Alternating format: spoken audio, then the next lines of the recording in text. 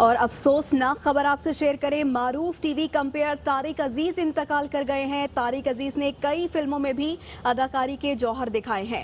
तारिक अजीज 28 अप्रैल 1936 को जलंधर में पैदा हुए। नईम हनीफ हमारे साथ हैं, उनसे मज़ीद जाने के। नईम, तारिक अजीज साहब इंतकाल कर गए हैं, क्या बताएंगे इस बारे में आप? जी बिल्कुल, आज एक अहद का जो है वो इख्तिताम हुआ है और एक बहुत बड़ा बाब फनून लतीफ़ा का वो बंद हुआ है। तारिक अजीज जो हैं वो इंतकाल कर गए हैं और वो जो है वो पाकिस्तान टेलीविजन के जो पायनीर थे उनमें उनका शुमार होता था और नीलामगर के नाम से तवील अरसा उन्होंने जो है वो शो होस्ट किया।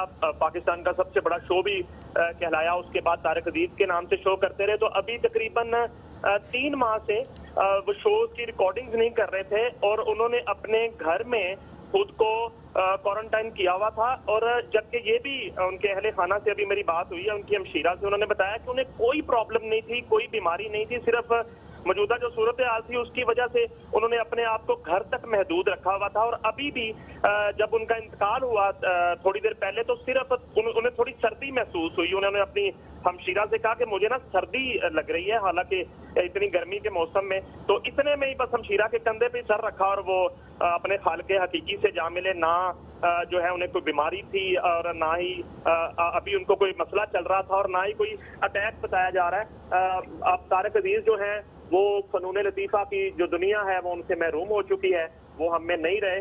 और तारिक अजीज की बड़ी खिदमात हैं फनून लतीफ़ा के लिए। वो शायर भी थे, अदीब भी थे, दानिश्वर भी थे। उन्होंने बहुत सी किताबें भी लिखी, उन्होंने टीवी ड्रामों में एक्टिंग भी की, मगर उनका जो खासा था वो टीवी होस्टिंग थी।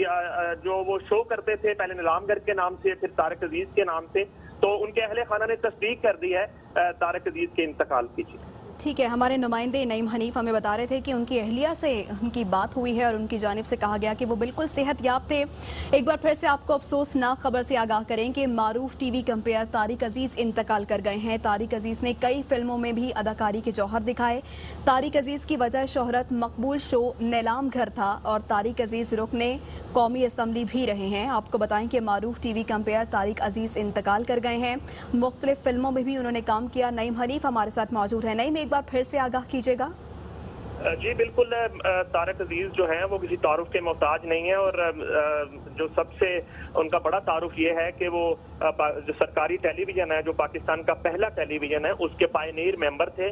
और उसके बाद उन्होंने फिल्मों में अदाकारी भी की, टीवी ड्रामों में भी अदाकारी की, मगर उनकी जो पहचान पूरी दुनिया में बनी वो उनका शो था नीलामगर। तो अभी उनके जो अहले खाना से मेरी बात हुई तो उनका ये बताना था कि तकरीबन 3 माह से तारिक अजीज साहब जो हैं उन्होंने अपने शो की रिकॉर्डिंग से माजरत कर रखी थी और खुद को घर में क्वारंटाइन कर रखा था। और वो खुद ये लफ्ज यूज करते थे कि मैंने खुद को घर में जो है वो करंटीना किया हुआ है और अभी फिलहाल मैं काम नहीं करूंगा। और फिर कोरोना की सूरत हाल थी और ये भी हमने उनसे कंफर्म किया कि उन्हें कोरोना जैसी किसी बीमारी और किसी तरह की कोई बीमारी नहीं थी।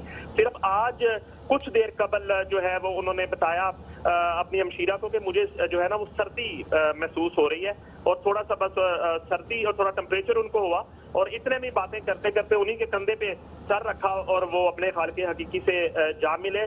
और वो बहुत ही एक जिंदा दिल इंसान थे और उनकी बड़ी खिदमात हैं पाकिस्तान के फनून लतीफ़ा के लिए। उन्होंने शायरी भी की, उन्होंने अफसाने भी लिखे, उन्होंने बहुत सी किताबें भी लिखी। अदब से बड़ा शगफ रहा उनको और उन्होंने सियासत भी की और एक मरतबा वो रुकन पार्लियामेंटेरियन भी बने। लेकिन उसके बाद उन्होंने सियासत को खैरबाद कह दिया और उनके जब कभी हमारी उनसे बात होती थी तो वो उनका ये भी कहना था कि ये मुल्क जो है वो सियासत करने का मुल्क नहीं है, यहाँ सच्चे लोगों जो है ना उनके लिए सियासत करना बड़ा मुश्किल है। इस बात से भी बड़ा कुटते थे अपनी जिंदगी में। और फिर उन्होंने सियासत को हमेशा के लिए खैरबाद कह के खुद को फनून लतीफ़ा से ही जोड़े रखा और नीलामगर शो जो था उनके नाम से मंसूब कर दिया हुकूमत पाकिस्तान ने।